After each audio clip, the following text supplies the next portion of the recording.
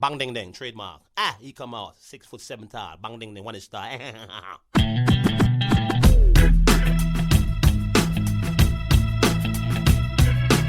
dong ding dong ding dong ding dong ding dong ding dong ding. It is a perfect day. Woke up to the sound of the garbage truck again. Upstairs neighbor's toilet's leaking on my head. Cars broke down, I missed the bus, there runs a 10. I had a feeling this was a day to stay in bed. I finally left my pad right on the jumbo's cloud roof.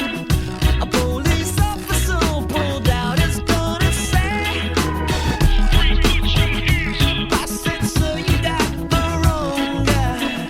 I guess it's just a perfect day. It's just a perfect day. Na, na, na, na, Hey everybody, and welcome back to Eggs. This week's special guest is Kathy Bowman Atkins, founder and CEO of the Lattitude Group. Kathy helps CEOs and business leaders set the course for their businesses. Her no-nonsense approach, combined with her unique talent for asking tough questions, get to the heart of the matter quickly. Kathy left the corporate world 17 years ago in order to work from home while caring for her ailing parents. In that time, she discovered a love for helping businesses find their true north and hasn't looked back since. At the Lattitude Group, she combines her corporate and consulting experience to deliver sound advice, concrete plans and processes, and sometimes a little tough love. Today, Kathy and her team deliver real-world experience, recognize key pain points, and partner with business leaders to keep a steady eye on results. Here to discuss what to do when you think your company is doing great and you don't need any planning, questions to ask yourself about your own business, authenticity at work, and so much more. Please join me in welcoming our guest, Kathy Bowman Atkins. Hey, Kathy, how are you? Doing well. How about yourself? So good, and grateful to have you here. Thanks so much for doing it. Yeah, Thank you for having me. Thank you for making the time. Really appreciate it. And Absolutely. why don't we get this going and just tell us a little bit about where you came from and how you got to where you're at now. How much time do we have? Right? Yeah. I'll keep it short. I actually grew up in a rural farming community in North Carolina. What part? Right, in the Triad, if you know anything about that. That's kind of the foothills, Greensboro. My dad's Salem. from New Bern. He grew up working in the tobacco fields. That's what I did. Well, there you go. So there you go. So did that, great folks and all of that. No one ever went to college. I had a 5th grade teacher that said, you should go to college. So I told my mother that, and she said, okay. So we worked really hard to do that. I was fortunate enough to get a job in what was the Bell system. Most of your listeners are probably too young to understand the magnitude of that. When I came up through the Bell system, it was at the top of the heap. That was the heyday of being in corporate America. You had the best development training opportunities. We led the quality movement in the United States. Is the Bell system tied to the telephone communications? Is that what that was? Bell system was AT&T, Western Electric, and all of the Bell telephone companies all in one big company. Okay. And then that all got blown apart in the 80s, late 80s, and then in the early 90s, some of it came back together. But at any rate, we had the best of everything. So I got great experience there. That really prepared me. Then I moved on and ended my corporate career with General Dynamics. As Ryan mentioned, my parents fell ill, and I was traveling 80% of the time all over the world. That didn't work so well. So I left, spent 10 months just taking care of them in that situation, and did not need to go back on the road. My dad then was left. My mom had passed away, and he needed me there. So decided to start my own business. A colleague of mine who had been in corporate America. So we were, we were talking, and we were trying to figure out what we were going to do. We were very analytical, and we did all this, big analytical, and all these analysis and spreadsheets and, this, that, and the other, and assessments. And one day we just kind of looked at each other and said, okay, what did we do well? Why did we succeed in corporate America? And it was pretty simple. We were really good at setting a vision. We were really good at inspiring people to that vision. And we were really great at looking at people and seeing the potential in them that they couldn't even see in themselves and helping them to realize it. I mean, that was it. And so we said, okay, so we started this business, and that's what we do. And that's what we've been doing ever since. He left the business. He retired. He's much older than I am. He retired a couple of years ago, and but the business has thrived. And we really work, in two areas. We work in this area of strategy, helping, privately held companies develop their strategic business plans and execute them, which is a huge part of that. And we help them with the development of their people, so that, for their people to develop themselves personally and professionally. So that's what we do, and that's how we got here. Yeah, that's awesome. Thanks so much for all that. That's a awesome background and fun to hear about, just the Bell system and all that stuff. It's times have changed a little bit. Yes, indeed. So let's talk a little bit about one thing that you sort of talked about in your introduction there, this idea of recognizing potential and in small businesses, especially for a lot of companies, they might kind of look at strategic planning as for, the big guys or whatever. And I think especially for young entrepreneurs, it often gets overlooked. It's this idea of, jump in with both feet and we'll figure out the plan later. And so I wonder if you talk a little bit about just sort of, I guess the importance of strategic planning and the role that it plays in developing a small business, but also how we might recognize in our own business that we need this. Great question. I would say a couple of things. For entrepreneurs, people that are just starting out, a business, I do think that it's been my experience that they need to tackle this great, huge, humongous strategic planning process. That's not what a new entrepreneur starting a new business needs. You need a business plan.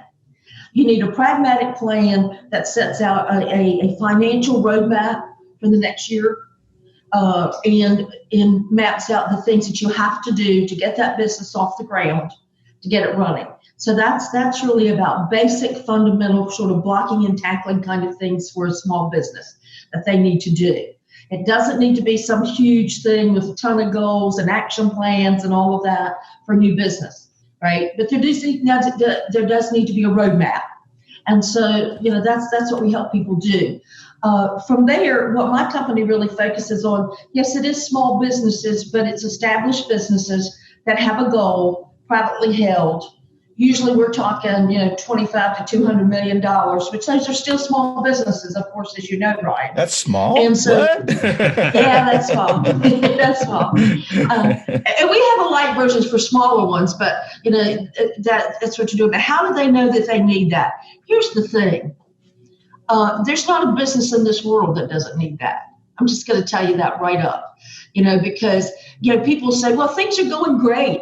So, everything's going great. And I say to these people, then to what end? If they're going great, what are you doing to leverage that? What are you doing to make sure that momentum keeps going, to put the things in place that you need to leverage that to its greatest end? And how are you going to know, what you need to do with that, right? Okay, it's going great. So what are the triggers that tell me when things may not be going to be going so great, so that I can see those ahead of time, in those kind of things. It's great if it's going great, but you still may be sub-optimizing. So people need a plan to do that. Again, it doesn't have to be, this big convoluted thing. We do not hand people a big book to put on the shelf that says, here's your business plan.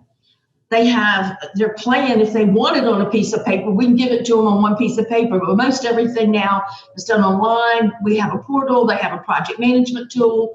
Whatever goals and action plans they have are in there. They can update them in real time. We have monthly business reviews. We have signal lights that say it's red, yellow, or green, tells them how they're doing against it. So it's just a really easy process. There's not any big books or anything like that. So you're looking for a more established business that's, got X amount of income coming in. When they come to you, what's your first step? What do you analyze with them to put a plan together? Well, before we start putting a plan together, that is a great question, Mike. Thank you for asking it, because it's different than what most people think. Our process is not about that. The first thing we want to know is, for the business owner or the business leader, whoever's in charge and responsible, What do you want this business to be? What do you want to get out of this business? You got to have that commitment first to know where they want it. It's their business. They put in the equity or the sweat equity. So you got to figure out what they want to get out of this. They have to have a commitment to it. So that's the first step. Once we figure that out, and the second thing is, what are you willing or not willing to do to get there? In other words, what are your values? There's some things that, we could do to get there, but we're not going to do it because it violates what we think is important, what our values are. So we don't spend any time sitting around, contemplating your navel or wordsmithing values. We have a way to get there that's pretty simple and easy, but also authentic and down to earth.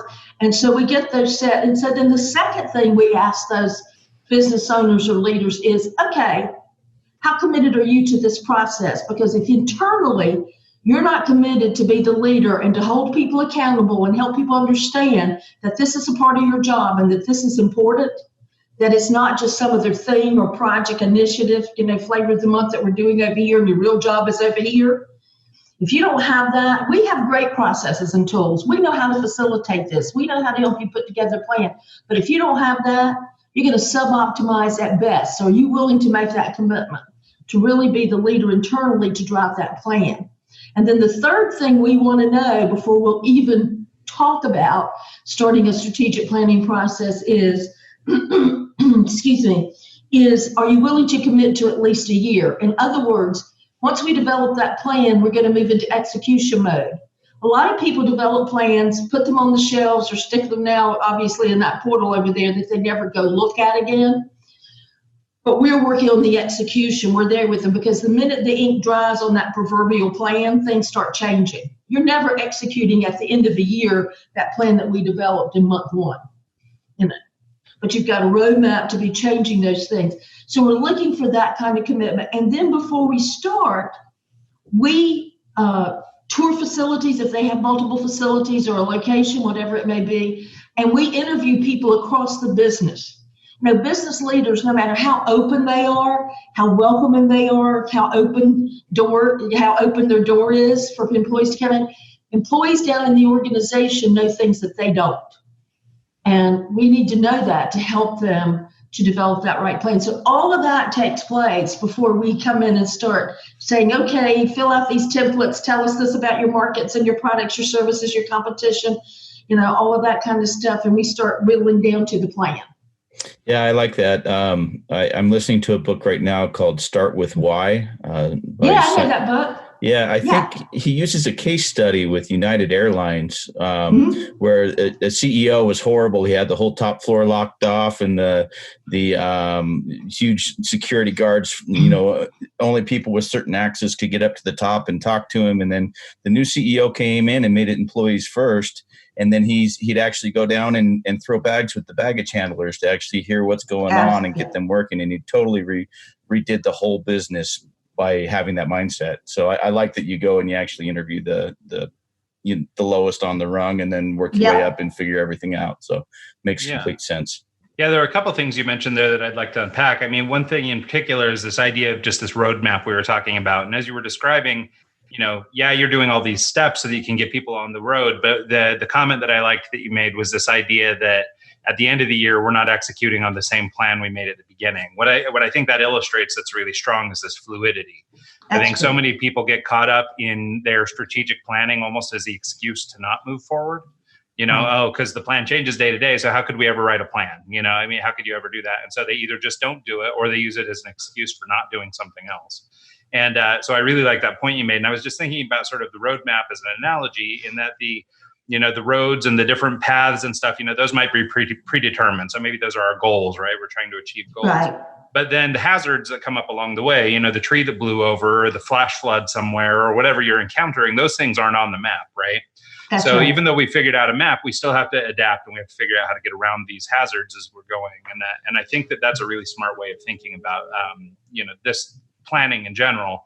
But then also I wanted to sort of branch into a discussion on goal setting a little bit and helping people uncover what it is they actually need. I think so much of developing the strategy is understanding what you want, where are you going, and to stick with our roadmap, to which location are you heading? And so I wondered for people who I think especially in the entrepreneurial community, there are a lot of folks who get started in business because they have a passion or they have a product or they have a whatever. And, Yep. the rest is kind of, we assume it will fall into place, but we're really, focused on the one thing that we do or the one thing that we know. And so I wonder if you talk a little bit about how you help guide your clients or potential clients through this like goal setting step or helping them better understand who they are and what they want, sort of back to that first step in your strategy plan. Well, we ask them, we look at them and ask them things like, if you look at your life, depending on the age of them, quite frankly, we might say, if you look at your life 20 years from now, where do you want to be? What are the things you want to have accomplished? And, we hear all kinds of things, Ryan, obviously. Send your kids to college, have a retirement home, have a home at the beach or in the mountains or in Hawaii, or I want to be able to sell my business at a great profit, or turn it over to my kids, all different kind of things, travel the world, you name it. So what do you want in 10 years? What do you need in 10 years? Okay, that's maybe a different, place. Kids may be in high school. We got to be, paying for all of those, prom dresses and cars and all of those kind of things and blah, blah, blah, blah, blah, and going away to school. So that's, we talk about that. It gets personal. What do you want out of this business? And then talk about what's your passion and getting there. What do you want to, accomplish? What do you want to give back, or what's important to you? What do you enjoy? What drives your passion? So that helps to kind of formulate, where they want to be. And then you back up from there and say, okay, where are we now? Okay, this is where we are now. And we start taking some assessments. So we find out where they are now, right? And you want to go, this is where you want to be out there, 5, 10, 15, 20 years, because we want to know what the long haul is. But then what we do is we say, okay, what are the necessary and sufficient things that have to occur in the next year that have to happen? And we drive that down to 8 or less goals. Now, that may not sound like a lot for a company and, companies that we're talking about at whatever size. If it's if it's an entrepreneurial company, I think it's 2, 3, 4 goals, all right? Because then you're going to take those goals and we do that through a process of, okay, we have all these things. And now we go through a process of people going through and saying, but if you could only have 2 of those, what are the 2 that absolutely have to be done this year? Okay, and we go through a process and they do some pre-work. So we don't come in there with a blank piece of paper. They've already thought through markets. They've already thought through products and services. They've already thought through internal processes, opportunities, all of those kind of things. We have all kinds of things. And so we go with each one as a module, and we start with, a bunch of stuff, and we whittle it down through a process, what's really important. Get it to the critical 3, the 2 or 3, and then we go through what we call, believe it or not, a walk of fame at the end. And so they've got all this up there and say, you can only have 7 or 8 goals. And we start whittling it down. And one of the ways you do that, okay, if you can only accomplish one thing, and that's all you have the resources to do in the coming year, you have to let everything else go. What would it be out of this list? All right, that makes it. Now, if you can have everything on the list but one thing, which one would you let go? We're dropping that off till we get it to that short list. And then from there, they have to develop action plans. So if we're going to say that this is so important that we have to accomplish this, it's necessary, but it's sufficient for this year, who does what by when? And they break it down into that plan that occurs over the next year. So that's how we get them to the process. So we're starting with a whole bunch of information. They do pre-work, we whittle it down. We have modules and ways that we go about doing that. We put a little technology in there for fun. There's a thing called a Mentimeter where everybody votes right now, and it pops up, they see it, around the room on a screen at one time. And so we have people moving around. So it keeps them engaged, keeps them stimulated. I like that you brought up the action plan. I don't know the exact quote, but it's something like a goal without action is just a dream, or exactly. Something to that effect. You can write down your list of 100 things you want to accomplish, but if you don't take the first step to do it, you're not going to make the first step and get that yacht, get that retirement home on Hawaii, wherever you want to be. Right. It's just a matter of doing the work that needs to go into it. How do you go about getting the employees and the people who aren't necessarily going to get the retirement home in Hawaii out of these goals on board to the process? Is there any motivation involved with them? Absolutely. That's a great question. And that's absolutely critical. So that leadership is part of it. So a couple of things happens. We like for them, once we do like an owners or leaders session up front to determine that front end part that I talked about, Mike. Mm-hmm. But then we move into, and we ask them to establish a strategic planning team. And so a strategic planning team can include people from across the business in different organizations and levels. Now, initially in the early stages, that can't be too big because it's a new process and people are getting assimilated to it, et cetera. So you're talking 7 or 8 people at best. So there's only so many people that you can tap into. But once that plan is put together, okay, then there needs to be a communication plan across the business, okay, that gets rolled out. And then each organization needs to look at that and say, each leader in that organization, and sit down with their employees and say, okay, if this is what the company's doing, this is what we need to be doing, this is what you need to be doing, so that it ties it all together. And, you know, the way that we do that with employees, what good leaders and managers do, you got to figure out and help the employees figure out what's in it for them.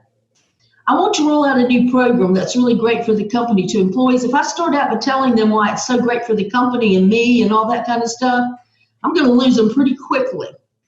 But if I start out telling them why it's important to them, how it can help them authentically, you know, honestly. And then if they look at me and say, well, it's not going to hurt you too much either. Yeah, you're absolutely right. It's good for me too. It's good for the company. But you got to get them to buy in, and then you have to be honest and follow through with that. And the way you do that is if you can find out what's important to your employees, why are they working? And you connect the dots to what's important to them. If they help you as an organization get what you want, okay, that you will prosper and that you will be honest breakers and give back to them to help them accomplish what they want. It's what we call the contribution cycle. As an employee, if I bring my best to work every day to help you accomplish that, and if we do and we prosper, we give back to you to help you accomplish your personal goals. That's the connection that has to be made. So it starts at the top of that strategic plan. You're rolling it down through the organization, and you're helping people to understand what their role in that is and what it means to them. Yeah. That same book, Start With Why, he, in that same scenario, the United Airlines, I think is what it was. The CEO actually, they wanted to get their turnaround quicker so that they could, get a plane in, landed, and taken off quicker. And they needed their employees to be on board with it. And so they created a bonus program that's directly tied to that in particular. And I think they said something like the bonus program was costing like $2.5 million per month in payroll to be able to do it. But in the turnaround time, if they had X amount of time, if it took 40 minutes instead of 30 minutes to get the plane around, they were losing $5 million. So it was incentive to pay the $2.5 million was nothing compared to the $5 or $6 million that they were going to lose by not doing. And he actually made that check. He wouldn't include it in their paycheck. He sent it out specifically on its own, separate, so they knew that this is why they were getting it. Exactly. And I just thought that fit in well with what you were saying. So yeah, that's awesome. So moving forward and sort of actually circling back a little bit. So we've spent a lot of time discussing this, and I actually like that you brought in the rest of the company in that last little bit there, because to this point, we've sort of been talking from the leader's perspective and trying to understand the needs of the leader. But, for a lot of people, and as we discussed, a lot of people come to entrepreneurship with a business idea or a product or a service or something that they like to do. And, it's easy to, get real close to our own ideas and not really see the forest from the trees. And so I wonder if you could talk a little bit about, first, how do I even know that I need help? Like, what are there some signs I should be looking out for? Or, what sorts of indicators might I find in my business that sort of indicate that we're off track or that we need help? Well, I mean, there's obvious ones, and then there are less obvious ones, or that we don't. I mean, the obvious ones, obviously, is that we're not getting the results that we want. We're not making the money that we want. We're having cash flow issues, right? Paying our bills, those kind of things. Those are pretty obvious ones, right? So that's there. But the other ones are if you're always frustrated. If you as an entrepreneur are always frustrated that things aren't getting done, they aren't getting done right. Okay, that things are always lagging behind. I know that this needs to be done and that needs to be done and blah, blah, blah, blah, blah. And you're always running around like a chicken with your head cut off, trying to figure out how to get all that done. That is a sure sign. And one of the things that entrepreneurs in particular, right, a mistake that they make, and it's because of their passion a lot of times, okay, is they have this passion, and they also, most entrepreneurs have a dream about taking that and growing it, making it big and wonderful and having a great impact, right? Because they're passionate about it. But what they don't understand is oftentimes they're holding on to everything, and the only way you can scale any business is to let go, okay? And to find ways to let other people do things, right? So there's an acronym that we use called CSEDT, which we encourage people who have a problem, holding on to things, etc. They want to scale their business, and it's, can't somebody else do this? Because if someone else can do it, they should be doing it, and finding ways to do that and to make it work, is really, really important. So if you're just frustrated all the time. And another thing, if you're always saying nobody else can do anything right, I have to do everything myself, that's a telltale sign, okay? And if that's your philosophy and that's what you're going to cling to, you're never going to grow that business, and you're never going to stop being frustrated.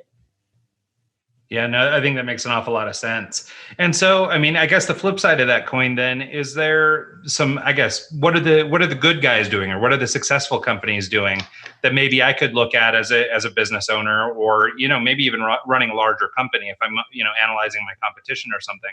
Are there things that I could look out for in a competitor, or in, maybe just another company I like, that would be sort of indications that they're doing things the right way, that, these are the things that I should be aspiring for? Well, if you're talking about looking from the outside at someone else's performance, the greatest way to really gauge that is what kind of customer satisfaction or customer loyalty they're getting. That's where it's always going to show up, okay? Or if it's a business where employees face the public in some way, where your employees, if your employees, how your employees seem. If I walk into a place that I'm thinking about doing business with and having a relationship with, and the employees are all disgruntled and unhappy and grousing, that's not a good sign. That's probably not the business that I want to be associated with, because there are problems there, right? But if I can go into a place where people seem proud to be working there, they take pride in it, right? And they take pride in their interacting with you, giving it their best, etc. And I hear people talk about them being a good company. That's a pretty good sign that they're doing something right. So then you start asking questions, and more often than not, they have some kind of plan or focus. They know the key things they need to be focused on, and one of those is the best interest of their employees. I don't care what company it is. The best and most critical asset you have are your employees. They go home at night and you want them to come back the next day as their best selves. Okay, so that's really important, and most of them have to have some kind of values and culture that they live authentically, and have some focus. And so that can be a big plan, a little plan, whatever plan it is, but it has to be effective, and they have to be executing on it. Okay.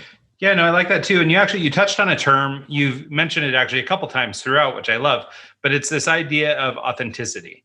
And yes. I think that, obviously it takes a lot of work to be authentic. I think a lot of people don't think it does. Like they just sort of think, if I'm just, kind of the same crappy human I am all the time, I'm being authentic, Right. I mean, you may not like it, but I'm being authentic. Right. I wonder if you talk a little bit about just sort of authenticity as it applies to work, but also as a general ethos, because I think there's so much around this, and I see a lot of companies, especially, at least for a brief period. I work in and around marketing and advertising, and in my field, it's really common for, even smaller agencies, as well as the big ones, to sort of, they buy the ping pong table, or they get the fridge, or they start buying lunch or whatever, right? But so much of it is kind of keeping up with the Joneses. Like, this has become expectation. All the agencies are doing this. And it's not really coming from a place where, as you mentioned, keeping the employee's best interest in mind. Really, it's more about putting on a face, right? Or sort of looking like we're being true to our ethos. And so I wondered if you'd just talk a little bit about sort of authenticity, as it's a factor not only in your business, but how maybe you draw it out of people that you're working with. You made a great point in framing that question. Authenticity is not just about being whatever you are and regurgitating whatever comes to mind all the time. That's not. Authenticity is about genuinely seeking all the time to be a better leader, be a better person, gaining understanding of things that impact you and the people around you in your business. You know what I'm saying? I mean, it's easy. I mean, look at what's going on in our world right now. I don't know, we're not trying to get into all of that, but in terms of the social unrest and the racial injustice and all that kind of thing, it's easy for people to say, well, I didn't experience that, or that never happened to me, or I wasn't here or there, when that happened. But if we want to be authentic, we think about it deeper than that. Okay?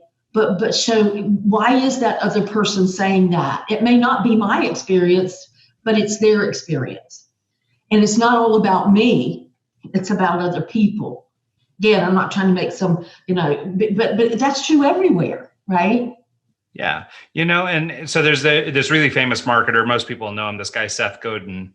Oh, and, yeah. He's got 1 million books out there and everything. But I really liked his take on authenticity. He says, basically, authenticity for me is doing what you promise, not being who you are. Exactly. So it doesn't have anything to do with these superficial thoughts about, me being me, and I'm allowed to just be me, even if it's at your expense. But it has more to do with sort of this, another word for it might be integrity, right? It's this, understanding that we do what we say we do, and we do that, and that is what makes us authentic. And so I think that that's a really great thing, and a big part of business, of course, maybe more so now than ever. But you also have to have the initial core values and your mission statement and everything up front, so you don't get in a position where you're promising something that you don't want to promise. Yeah, that's so true. Have that kind of line drawn in the sand beforehand, so you don't go against your core values. So. Yeah, it's true. Well, and that's another place where authenticity comes in. See, I think authenticity is really important in terms of really effective leadership. So I think people need to think long and hard about their values, and that's a short list. There are very few things that are absolutely unequivocal or black and white. So that's a short list, and you need to think carefully about that. Then I'm saying that I'm always going to abide by that, but we're all human beings. So everybody's going to stub their toe every once in a while, right? And make a mistake. The thing is, if you're authentic enough to say, yeah, I did stub my toe, I was wrong about that, you called me out, thank you for that. And I get that we're not just willy-nilly going around thumbing our nose at those values. We try authentically to live them every day, but when we screw up, we authentically own that and move forward. So I think that's the difference. Actually, on your website, you mentioned 360 influencing skills and accountability. I kind of think that might be in the same mindset. Can you break that down a little more for us? What that is, the 360 part? Yeah. So for example, when you set values in an organization, what you really should be saying as an organization is that those values are for everybody, and those values are for everybody to hold everybody else accountable and call them out. So, if I work for you and you're my boss, but you do something that violates that, you've given me permission, or you should have given me permission. I should do it in a way that keeps you whole and in a good way, not put you in jail, but I should be able to call you out on that in a productive way. Say, hey, Mike, maybe you didn't think about this, but that thing that you did over there really is counter to what we say we are in our values. right? And should be able to have a discussion about, not to be accusatory or any of those kind of things, but to be able to, so that's the 360 aspect. It should be of values, that they are, up, down, and vertical and horizontal. Everybody has the right to hold everybody accountable to those. Yeah, no, I think that makes a lot of sense. And then also, just sort of as it pertains to all this stuff, one of the traits or characteristics I think we're describing here is empathy too. This ability to actually feel what other people are feeling, or at least to care about it, right? And figure out how to build it into our system, make sure that things are sort of adhering to our values, and that we can, be empathetic to their cause. So I don't know if you've got any thoughts on that, but I like the idea of empathy as it pertains to leadership. I think that good leaders are empathetic. And let me give you an example. I'll talk about myself, then I'll talk about how I got there. I mean, a lot of it's your upbringing, this, that, and the other, but I had some great mentors through the years. And one of the things that I learned pretty early on from a lot of different experiences, mentors, is no matter what you have to do with regard to leading and managing people, sometimes we have to sit down and have hard discussions, okay, that some people call, disciplinary. Sometimes we actually have to relieve people of their positions. That could be for cause, or that could be for lack of work, whatever the case may be. But the cardinal rule is keep them whole. They are human beings, right? And the good leader does that. And I can remember a situation that I had a mentor. We had someone who had a 30-year employee who had made a mistake, had made a life mistake. He had some really big things happen in his life that were not good, big divorce, lost, everything that he had, blah, blah, blah, blah, blah. And he made a mistake, right? He made a bad choice. And committed, it was minor, but some fraud. And so at any rate, we had to discipline him, and we terminated him. We let him retire. We took a little bit of his benefits away, but we pretty much left him intact.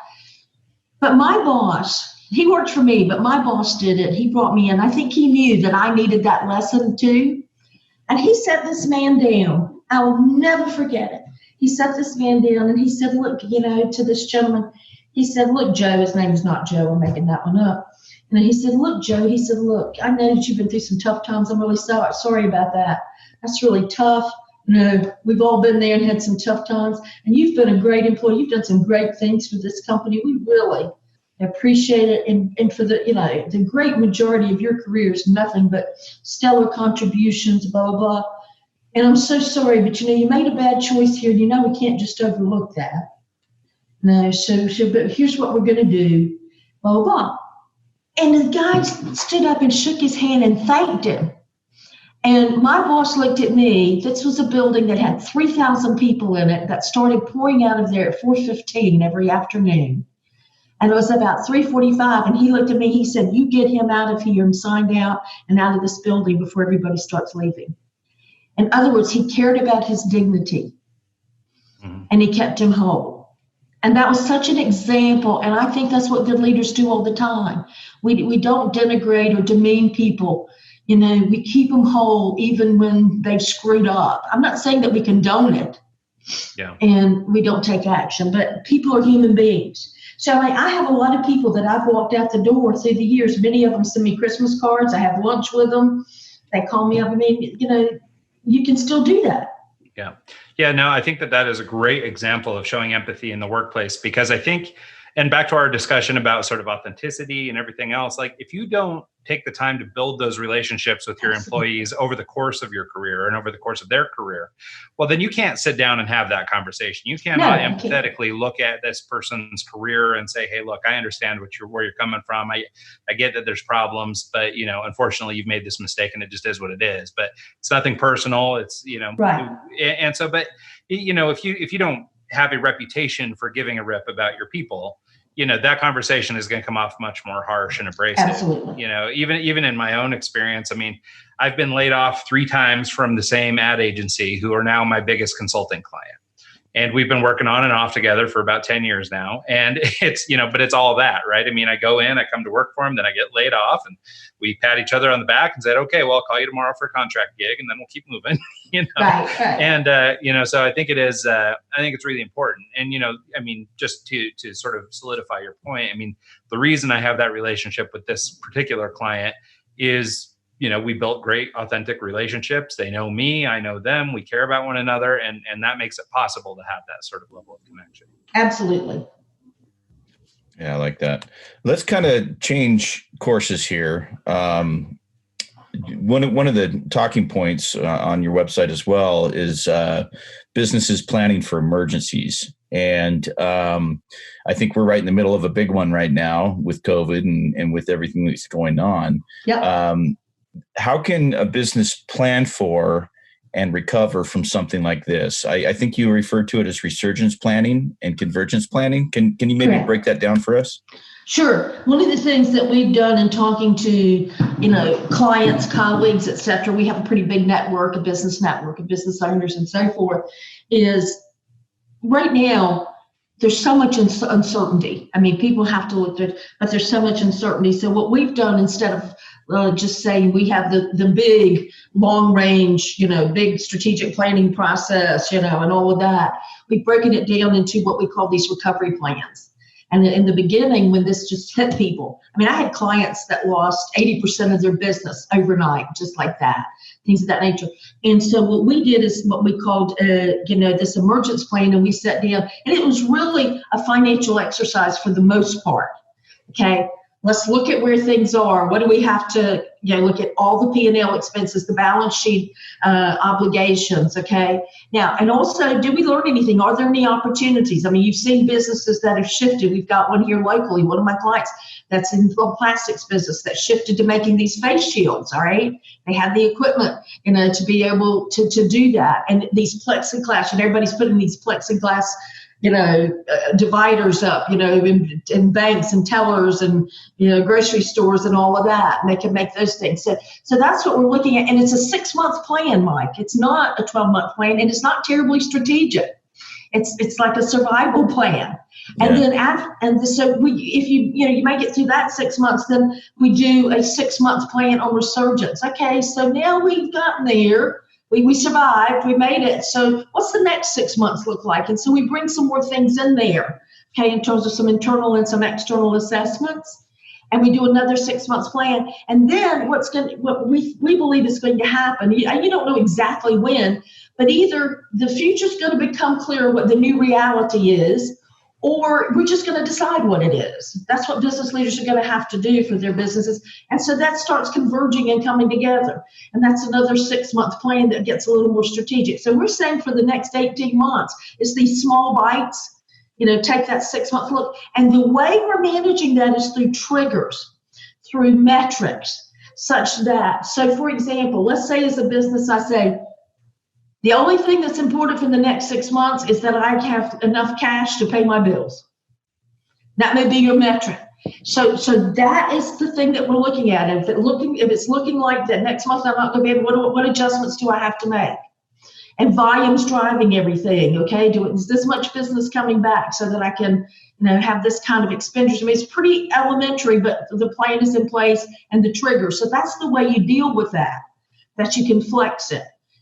The next 6 months, you may be able to put another couple of metrics in there, KPIs, so to speak, to measure things. But that's the way we're doing it. And we're taking it in smaller bites that are a little bit more pragmatic, a little bit more tactical.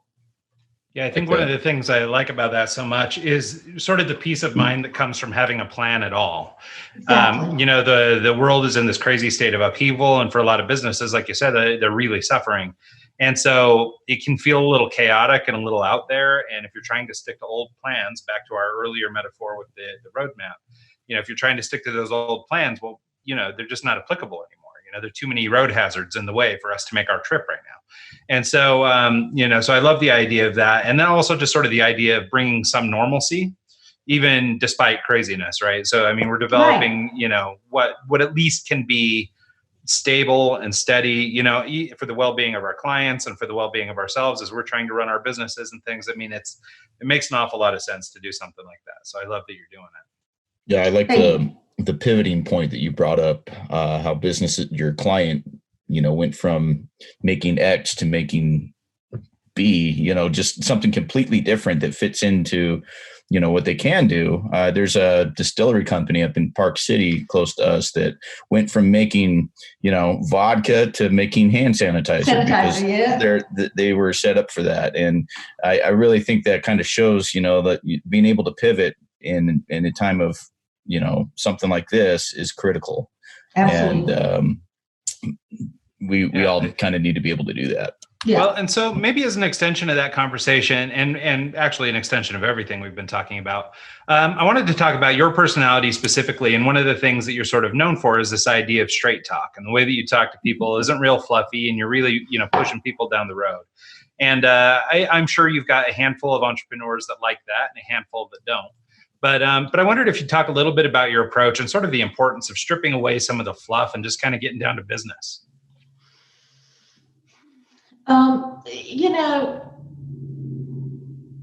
Here's the thing. People sometimes don't like it at first, Brian. Okay. Because it kind of hurts maybe, or, they don't know me well enough. But one of the things that approach really works so well is that we really do care about the best interest of our clients. And it doesn't take them too long to understand that. And they know that when I talk tough to them, I'm doing it because I care about their business. And the thing that opens up is to be able to have tough conversations that they need, right? And if you can't have that, but you can't get there unless they totally trust you and they know that you have their best interest at heart. And then they do know that I'm going to tell them the truth, and they pay attention to that. So it's a real plus. It's an interesting thing. My former business partner, one of the best partnerships probably of all time that he and I had. We're still great friends. He's just, like I said, much older than I am, so he retired. But, he was a softer kind of guy, had a different approach that worked for him. There's nobody in the world that ever would accuse him of being harsh or tough or any of that kind of stuff. Not being firm or authentic, but, a different style. But at the end of the day, the clients were stickier to me over time, okay? Because I didn't cut them any slack when I thought that they were doing things that wasn't good for them or for the business. And that's where it works, but always out of the place of being in their best interest. And again, never demeaning them. Yeah. Okay. Straight talk, but never demeaning them. And that's what's important. When I left the corporate world, my boss that I had worked for a long time, and I was his, we worked very closely together, and he came in and we had a great conversation, and he said all kinds of nice things to me about my career and this, that, and the other. I know that. I remember that. It was pleasant. I don't remember any specific he said except one thing. And he said to me, "You always told me the hard truths." That was the best thing he said to me. And he said that was the most valuable thing that I ever did. And my clients tell me that over and over again. Okay. Yeah, no, I think it's true. I think so many of us, actually need it, even if we don't want it. Right. And, the example I always use is my wife is a junior high teacher, teaches 8th and 9th grade honors English. And she's got kind of a reputation for being kind of the tough teacher, right? She has really high expectations. I mean, in the theme of our conversation, she has honesty and integrity tattooed on her wrists. Like, she's not messing around. And so, so she holds a really high standard for those kids. And, in the short view, if you really look at like the day-to-day interactions, it might come off like, oh man, she's so tough. Why is she being like that or whatever, but like you're saying, it comes from a place of, actually caring and wanting these kids to excel. And so what ends up happening is even, up to today, I mean, she's getting, graduation announcements and wedding invites and everything from kids that she taught 10 years ago Exactly. who are now coming back to It's a her great because example. her class was so impactful for their lives. Exactly. I mean, sure, in the short moment, it's great to have that nice teacher that's cool and just kind of lets you do what you want to do. But in the long run, what you really need is someone to sort of help set you straight. And I think people who offer that guidance along the way are really critical. So I appreciate that about you. Yeah, absolutely. And we do find that to be the case. Yeah, I think it's critical that you have someone who's there for you like that can actually, sit back and tell you, hey man, you're screwing up. You need to do this. This is what's wrong. This is why it's wrong, and not sugarcoat it, because if they sugarcoat it and they just try and appease you, it's not there's no accountability there, and there's no forward progression coming from there. So and doing that from this authentic place just to go full circle. Not just that we're being hard on you, but we're being hard on you because we care. Not doing it just to be a tough person. Yeah, I love that. So one last thing, as we're starting to wind down here, starting to get towards the end, I wanted to talk to you about one thing. And, honestly, we've touched on it quite a bit throughout, but I'd like to sort of bring that theme home a little bit, was this idea about a mission of service. I read this in some of your bio information and some other things, this idea of being a service-based company and living sort of a life of, wanting to offer service to others. And I wondered if you'd sort of talk about that. And this goes back to our authenticity conversation and some other things like that. But, again, so many people say it, but not that many people live it. And it's this idea of being sort of selfless and giving unto others. It's also this idea of, sort of flexing high level emotional intelligence and understanding, the needs of those around you. And I wonder if you'd just sort of talk about, on maybe the management side, maybe the personal side, wherever it best fits, just sort of the ideas, or how you've taken and cultivated these soft skills in your career and in your life, and how you've sort of leveraged those to find success in business, And like I say, I realize we've touched on this sort of throughout the conversation, but I'd like to just maybe put a little bow on it. Well, for me, I think I'm probably a really great person for you to ask this question of, because I'm not particularly a warm and fuzzy person, right? I'm not, and I get that, and people would say that. I'm not, so that's true. But I do have the skill set, and I do care about people a lot, and I care about making a difference a lot. So I have a skill set of being able to lead and being able to influence. And so for me, the way that I get that feeling of gratification is using those skills to make a difference in a lot of places, in a lot of different, in people's lives in different ways, okay, than some people. But for me, at the end of the day, the thing that jazzes me most in life is when I've helped someone else to move forward, to accomplish, okay, and to do it authentically,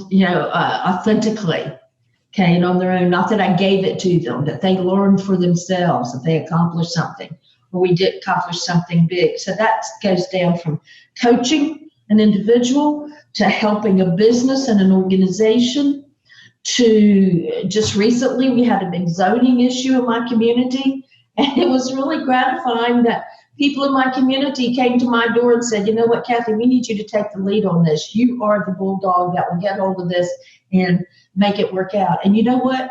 Everybody that we talked to outside of that, lawyers and all different, we availed ourselves to every resource, correct? I would leave no stone unturned. Oh, this is an uphill battle. You can't win this battle. You're never going to win it. Guess what? We not only won it, we defeated that zoning unanimously. And you know how we did it? Yes, I led the cause, but I mobilized our neighbors and our neighborhoods in that area and got homeowners to write authentic letters, personal letters. People would say to me, do you have a template that you can give me that I can just fill it out? I'm like, no, here's some talking points. Here are the key points that, the issues. But you write it from your heart, from your family. And when those aldermen, those politicians got together with the last vote, every one of them said, we have never had this much feedback. We've never had this many authentic letters. These were not form letters. They specifically cited that. That made me feel great. And, and when people said, oh, you did this, I didn't do it. Yes, I led the effort. But that was really gratifying to me, that we did something to save our community, because this would have destroyed our community. And, and that everybody, we're able to engage everybody. And I bet you can even tell by listening to me talk about this, that I'm very animated about it. So I think that for me, every time I see someone in a coaching session get something, move forward, a business, or that kind of example, that's what I can do. And that's what really gets me jazzed. I mean, yeah, I love closing a big sale, but at the end of the day, and yes, I'm in this to make a living. And if people didn't pay me, I wouldn't show up, to be sure. But nonetheless, that's the thing that really gets me jazzed. And the truth of the matter is, everybody does everything for what's in it for them. But so that gratification is what's in it for me. And I find that to be true for a lot of people. Yeah, I love that. Well, cool. So as we're kind of coming to the end of this thing, where can people find out more about your company, the Lattitude Group, and, about you personally? Maybe get connected or reach out if they'd like to, and, learn more about the work you're doing. It's real simple. We've made it pretty easy. You can go to www.lattitudegroup.com. Everything in terms of getting in touch with us, information about the business, about myself, other members of the organization, schedule a consultation, which is free. And we also now have a landing page that talks about these recovery plans, where you can get to a guide of things that business owners should be asking themselves right now. That question you asked me earlier about what are some of the things that people should be looking at, or to tell them they need to be doing. We put together a guide, and you go to golatitude.com and you can get that and get to that guide. So everything is either right off of there or off of that landing page. So before we let you go, I was listening to another podcast you were on, and you were talking about the name Lattitude and how you came up with it. And you referred to it as attitude and something else. Can you break that down? Just tell us a little bit about the name and why you came with Lattitude Group. Well, our Lattitude has 3 T's in it, which means that we have attitude in our latitude. So we're about attitude, to be sure, which makes a huge difference, right, in terms of how we conduct ourselves, the motivations, et cetera. And we're also about direction. So the Lattitude's about direction, but it also, we can be going in the right direction with the wrong attitude and not get the right results. I like that. Yeah, that's great. Well, cool. Thank you so much, Kathy. We really appreciate your time. Grateful that you were able to meet with us today. And everybody check out the website and all that good stuff. We'll make sure it's all included in the show notes. Thank you, guys. It's a real pleasure. Absolutely. Not a problem. And thanks to everybody who listened this week and every week, and we'll see you all next time.